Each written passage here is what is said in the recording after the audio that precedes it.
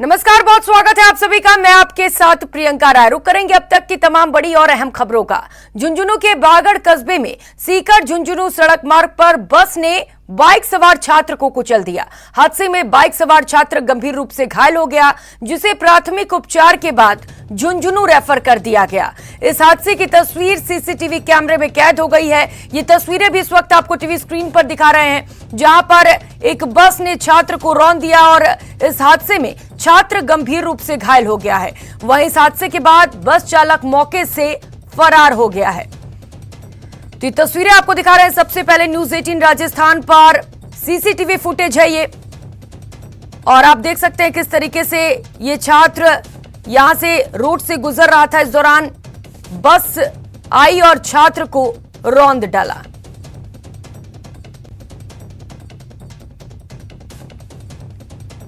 झुंझुनू सड़क मार्ग की ये तस्वीरें हैं, जहां पर एक छात्र बाइक से गुजर रहा था, सड़क पार कर रहा था। इसी दौरान तेज रफ्तार से ये बस आती है। आप देख सकते हैं किस तरीके से तेज रफ्तार से ये बस आगे बढ़ते हुए छात्र को कुचल देती है। तो फिलहाल छात्र की हालत गंभीर बताई जा रही है और प्राथमिक उपचार के बाद छात्र को झुंझुनू रेफर कर दिया गया है।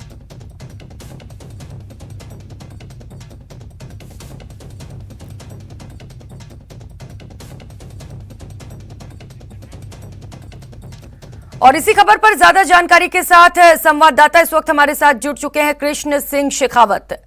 कृष्ण सिंह, ये तस्वीरें सामने आई है, बेहद चिंताजनक तस्वीरें हैं। बस चालक की लापरवाही भी साफ तौर पर देखी जा सकती है। क्या कुछ अपडेट है मामले पर? क्या पता चल सका है कौन था बस चालक, किसकी लापरवाही से ही हुआ है? जी प्रियंका, मैं बता दूं कि ये घटना झुंझुनू के बगड़ कस्बे की है, जहां पर चौराहे पर बाइक सवार छात्र को एक निजी बस ने टक्कर मार दी है। सूचना के बाद बगड़ पुलिस मौके पर पहुंची है और सीसीटीवी फुटेज खंगाले गए। इस दौरान ये सीसीटीवी फुटेज सामने आया है।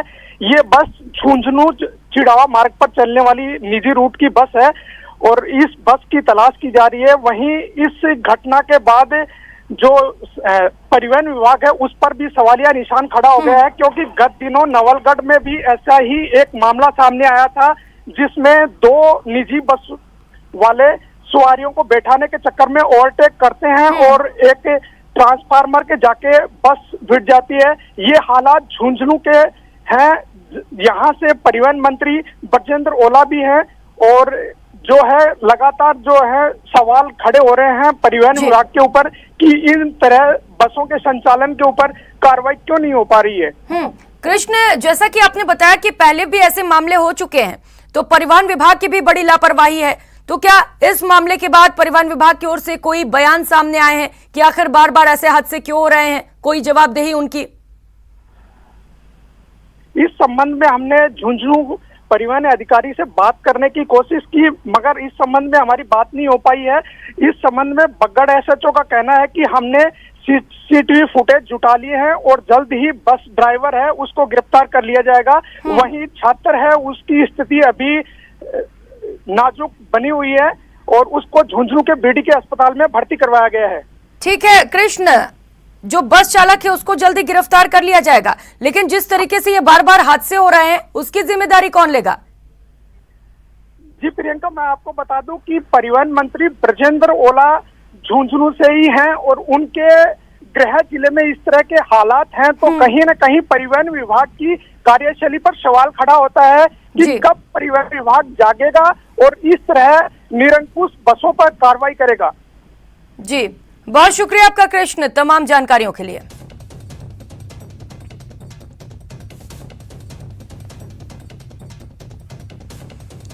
और कर लेते हैं अगली खबर का। मुख्यमंत्री अशोक गहलोत ने एक बार फिर बीजेपी पर कड़ा प्रहार किया है। सीएम ने कहा बीजेपी ने तय कर लिया है कि राजस्थान में कैसे आग लगे। उन्होंने कहा कि आज देश में लोकतंत्र पूरी तरह से खतरे में है।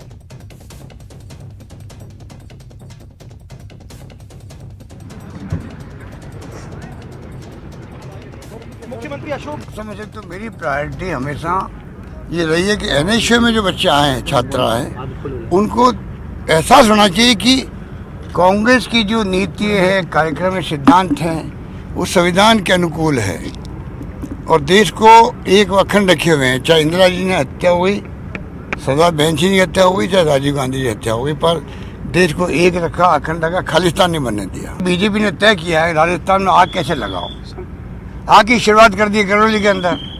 इंस्ट्रक्शन दिए गए बाकायदा नेताओं को कि आप कुछ करो वहाँ पर, वरना सरकार नहीं बनेगी हमारी। तो आप बता दीजिए ये कहाँ का लोकतंत्र है? चुनाव जीतना एक बात है, इनको मालूम पड़ गया कि महंगाई कितनी बढ़ जाए, अब महंगाई कितनी भारी मार पड़ रही है। और प्रधानमंत्री के मुंह से आपने देखे होंगे, कल मैंने जब फेसबुक पे डाला, उनका खुद का कोटेशन डाला है, तो उन्होंने कहा है कि मुझे यहाँ की लोकप्रिय मुख्यमंत्री वसुंधरा जी ने, उनकी दृष्टि में लोकप्रिय होगी उस वक्त में, लोकप्रिय मुख्यमंत्री वसुंधरा जी ने और बीजेपी एमएलए कह रहे हैं ईस्टर्न कैनाल को राष्ट्र इसको दर्जा मिलना चाहिए। तो मैं इसको दिखवा रहा हूँ टेक्निकली, और मैं चाहूँगा कि इसके ऊपर सकारात्मक दृष्टिकोण रखें। 2 मैंने कोर्ट अजमेर वाला और जयपुर वाला किया है, वो अगर कोई पढ़ ले तो आपके इस मंत्री जो कहा है कि मैं राजनीति छोड़ दूंगा अगर गलत हो जाए, तो जिस केंद्रीय मंत्री को इतने ज्ञान नहीं है कि वो कह रहा कि एक शब्द बोला हो प्रधानमंत्री ने, और कल वो जो टैप रिकॉर्डर में टैप आया सामने प्रधानमंत्री जी का, वो खुद कह रहे हैं कि मैंने जयपुर की सभा में ये बात बोली थी, आज फिर मैं रिपीट कर रहा हूँ। अब उसके बाद में वो जवाब देंगे कि वो राजनीति छोड़ रहे हैं या वो क्या करें, उनके ऊपर छोड़ता हूँ मैं। तो उधर पीसीसी चीफ गोविंद सिंह डोटासरा की जुबान फिसली तो मुद्दा बीजेपी को मिल गया। इसको लेकर बीजेपी ने डोटासरा पर चुटकी ली और कहा कि दिल की बात जुबान पर आ जाती है। ये रिपोर्ट देखिए। हमारा झगड़ा, राहुल जी कह रहे हैं, वैसे हिंदू और हिंदुत्ववादियों से है। स्लिप ऑफ टंग, मरुधरा में सियासी जंग, जुबान फिसली, मुद्दा विपक्ष का। जी हां, राजस्थान कांग्रेस प्रदेश अध्यक्ष गोविंद सिंह डोटासरा की शुक्रवार को जुबान ऐसी फिसली कि उनका बयान चर्चा का विषय बन गया। दरअसल पीसीसी चीफ राजस्थान सरकार के देवस्थान विभाग के मंदिरों में रामनवमी पर रामायण पाठ और हनुमान जयंती पर हनुमान चालीसा के पाठ से जुड़े सवाल पर जवाब दे रहे थे। डोटासरा ने राहुल गांधी के हिंदू बनाम हिंदुत्व वाले बयान को उल्टा पेश करते हुए हिंदुओं से ही झगड़ा बता दिया, जबकि राहुल गांधी ने जयपुर में हुई रैली में हिंदू बनाम हिंदुत्व की लड़ाई का बयान दिया था। डोटासरा ने हिंदू और हिंदुत्व दोनों से ही झगड़ा होने का बयान दे दिया।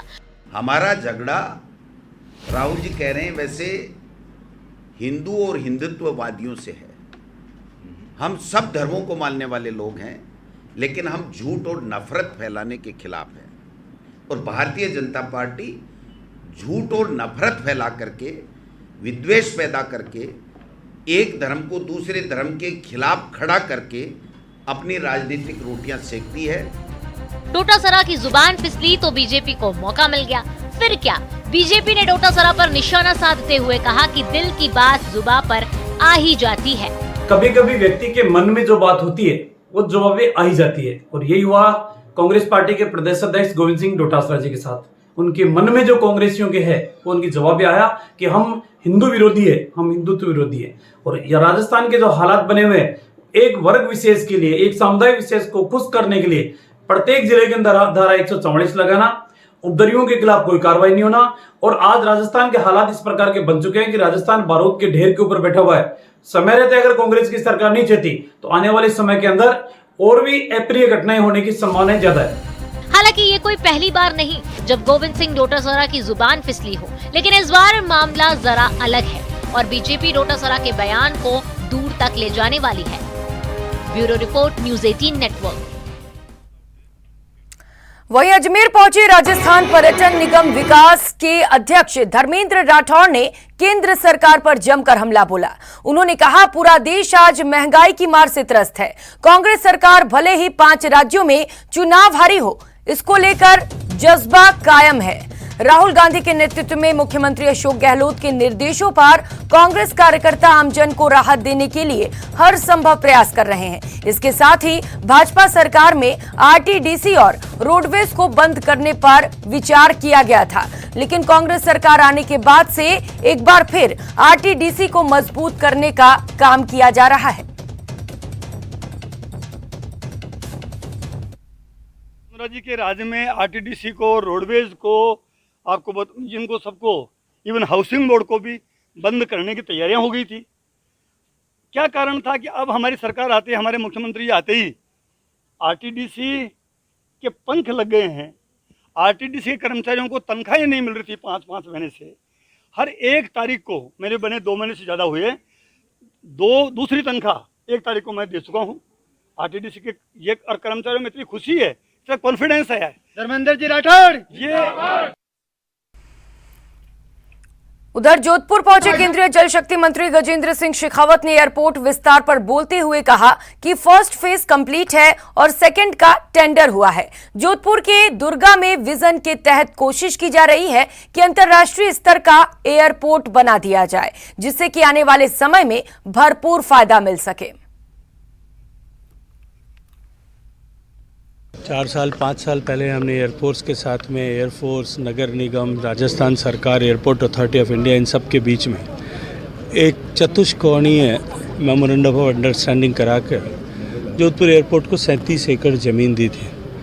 और वो 37 एकड़ एयरपोर्ट अथॉरिटी ऑफ इंडिया पे जब ट्रांसफ़र हुई, उसके बाद में हमने उस पर एप्रिन का एक्सटेंशन का काम किया, ताकि आने वाले समय में हम जब बिल्डिंग बनाएं तब किसी भी तरह से हवाई यातायात में व्यवधान पैदा न हो।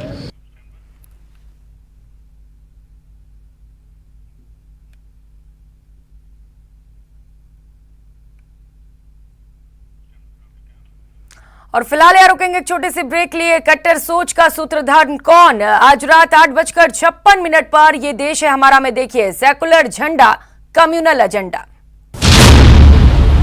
सेकुलर झंडा लगाकर कुछ लोग कम्युनल एजेंडा चला रहे हैं। आज ये देश है हमारा पे इसी पर होगी सबसे बड़ी चर्चा। सारी दुविधा प्रतिशत पर है, सच कितना बोला जाए। अब गूंगे बता रहे हैं हमको, मुंह कितना खोला जाए। बहुत शानदार। मुख खोलने से पहले आंखें खोलिए। कश्मीर फाइल तेज रोशनी है। आपको लग रहा है कि मुर्तजा बासी तेज रोशनी है, आपको लग रहा है कि करौली में जो पत्थर चले हिंदू शोभा यात्रा पे वो सब तेज रोशनी है। हिंदुस्तान में इस वक्त मुसलमान वो चारा है जिसको दिखाकर भाजपा हिंदुओं का शिकार कर रही है। हिजाब का अर्थ होता है दीवार। इन मुल्लाओं को दीवारों में चुन के हिजाबों में बंद करके खत्म कर दो, इनका दम टूट जाए। हिंदुस्तान रहेगा, रहेगा, रहेगा।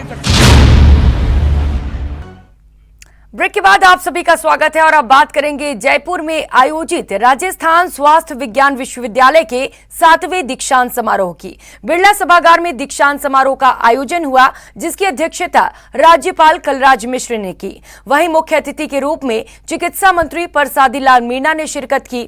समारोह में 2019 और 20 के मेडिकल स्टूडेंट्स को मेडल और डिग्री दी गई। इस दौरान कलराज मिश्र ने कहा कि दीक्षांत समारोह शिक्षा का अंत नहीं बल्कि नए रूप में आरंभ है। इस मौके पर पद्मश्री डॉक्टर शशांक आर जोशी ने कहा कि इस महामारी के दौर में पढ़ाई करके निकली इस पीढ़ी को कोविड पीढ़ी के रूप में जाना जाएगा। इतना विश्वास होना चाहिए, केवल व्यवहार के कारण। और कहते हैं रोगोपचार के समय डॉक्टर के व्यवहार को देखते ही रोगी के अंदर एक ऐसी आत्मविश्वास की शक्ति जागृत होती है जिससे उसे लगता है मेरा रोग खत्म हो गया। एक चिकित्सक, दंत चिकित्सक, नर्सिंग भूमिका आज के युग में बहुत महत्वपूर्ण हो गई है। हमने कोविड महामारी का भयानक रूप से पिछले वर्षों में देखा है। इस दौरान चिकित्सा जगत के लोगों को हर व्यक्ति बहुत सम्मान की दृष्टि से देखने लगा है। और अब बात जयपुर की, जहां पिछले काफी दिनों से शहीद स्मारक पर धरना दे रहे स्वास्थ्य कोविड सहायकों को आज आम आदमी पार्टी का समर्थन मिला। आम आदमी पार्टी के प्रदेश प्रभारी विनय मिश्रा आज कोविड स्वास्थ्य सहायकों के धरने में शामिल हुए। गौरतलब है कि राज्य सरकार ने 31 मार्च को प्रदेश भर में कोविड स्वास्थ्य सहायकों की सेवाएं समाप्त कर दी, जिसके बाद से लगातार धरना दिया जा रहा है। धरने में शामिल होने आए आम आदमी पार्टी के प्रदेश प्रभारी विनय मिश्रा ने कहा, महामारी के वक्त तो कोविड स्वास्थ्य सहायकों की सहायता ले ली, लेकिन अब जरूरत नहीं है तो इन्हें हटा दिया गया। उन्होंने मांग की कि कोविड स्वास्थ्य सहायकों को नौकरी दी जानी चाहिए और अटका हुआ वेतन भी रिलीज किया जाना चाहिए। सेवाएं का जब आपको लगा समय खत्म हो रहा है, जब कम लगा, आपने इनको तुरंत हटा दिया। आज मैं पूछना चाहता हूँ, क्या कोविड वॉरियर्स का यही हश्र है? और आज जहाँ ANM में 18,000 वैकेंसी, यहाँ 18,000 लोगों की नौकरी यहाँ मिल सकती है, तब आप इनको वहाँ भर्ती क्यों नहीं कर? आप टेस्ट की बात करते हैं। अरे टेस्ट तो इन्होंने पहले ही क्लियर कर लिया, जब इन्होंने अपनी सर्विसेज, अपनी जान जोखिम में डाल के जब काम किया, जब लोगों की सेवा की। इससे बड़ा टेस्ट क्या होगा? जब देश को ज़रूरत थी इनकी, राजस्थान को इनकी ज़रूरत थी, तब ये सड़क पर उतारे, अपनी जान की परवाह की। मतलब अब किस बात का टेस्ट? और कर लेते हैं अगली खबर का। दौसा में रामनवमी पर निकली शोभा यात्रा पर प्रेम और भाईचारे की तस्वीर देखने को मिली। मुस्लिम धर्मावलंबियों ने शोभा यात्रा का दिल खोलकर स्वागत किया और फूल बरसाए।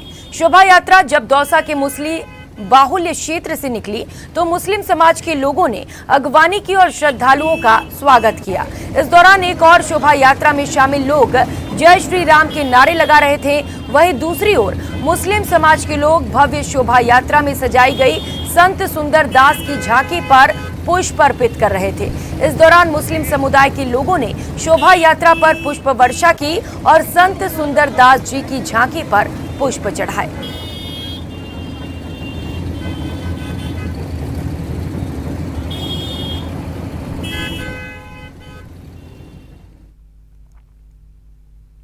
हमारा दौसा जो कि एक देवनगरी से जाना जाता है, इसलिए हमने जो आज शोभा यात्रा निकली है उसमें फूलों से स्वागत किया है। और आगे भी कोई रैली निकलेगी तो मुस्लिम समाज तहे दिल से इस्तकबाल करेगा।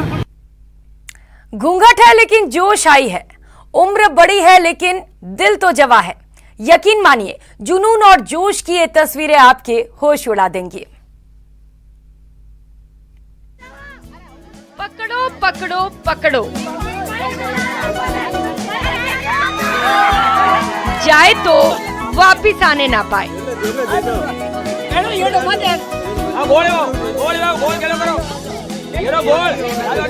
अरे इधर से पकड़ो, देखो कहीं निकल ना जाए। अरे ये पकड़ लिया, अरे ये छू लिया। सही है, ला रहा हूँ, सही है।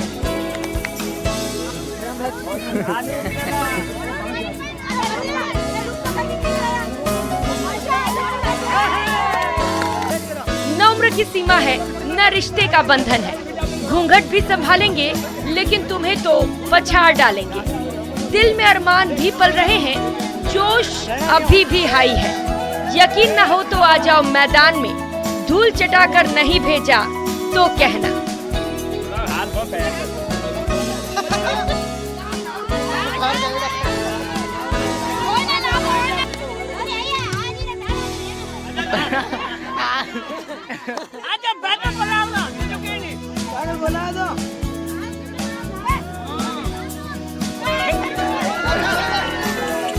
मुरझाए मन में भी जोश भर देने वाले महक मुकाबले की ये तस्वीरें जोधपुर से आई हैं, जहां सब कुछ था, जोश, जुनून, पल पल का रोमांच।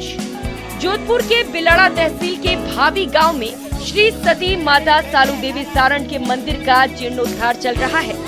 14 अप्रैल को होने वाले मुख्य समारोह से पहले 7 दिनों का कार्यक्रम चल रहा है, जिसके तहत यहाँ कई तरह की प्रतियोगिताओं का आयोजन किया जा रहा है। इसी के दौरान महिलाओं और लड़कियों ने कबड्डी में एक दूसरे से 2-2 हाथ किया। कबड्डी के दौरान इनकी चुस्ती फुर्ती देखते ही बन रही थी।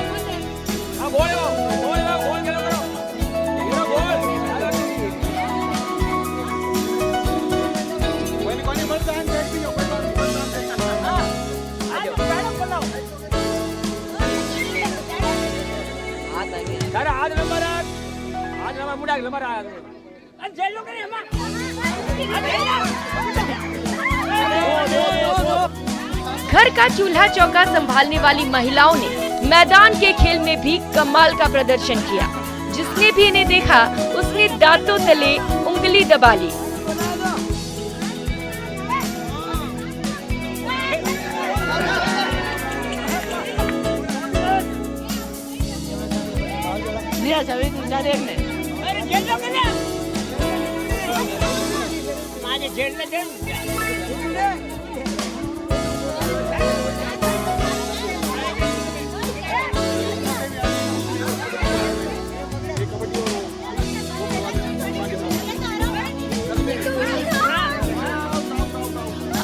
कबड्डी के अलावा भी कई कार्यक्रमों का आयोजन किया गया, जिसमें महिलाओं की 100 मीटर की दौड़ के साथ साथ बुजुर्गों की 100 मीटर की दौड़ खास रही।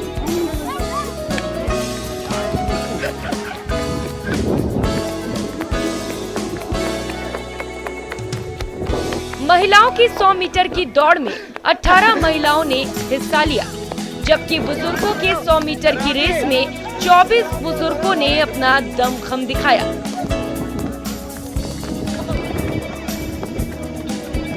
महिलाओं की रेस की खासियत ये रही कि इसमें रिश्तों की बंधन टूट गए।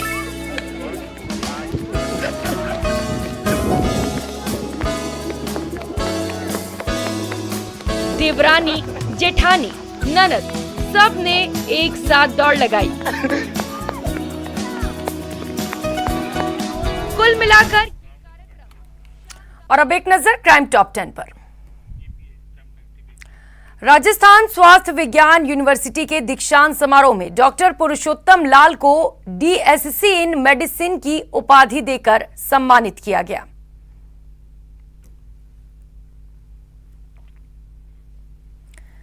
तो ये तस्वीरें आपको दिखा रहे हैं। आरयूएचएस का दीक्षांत समारोह आयोजित किया गया था। जयपुर से ये तस्वीरें हैं जहां पर डॉक्टर पुरुषोत्तम लाल को सम्मानित किया गया है। सम्मान के दौरान की ये तस्वीरें इस वक्त आपको दिखा रहे हैं। इस बुलेटिन में फिलहाल इतना ही। नमस्कार।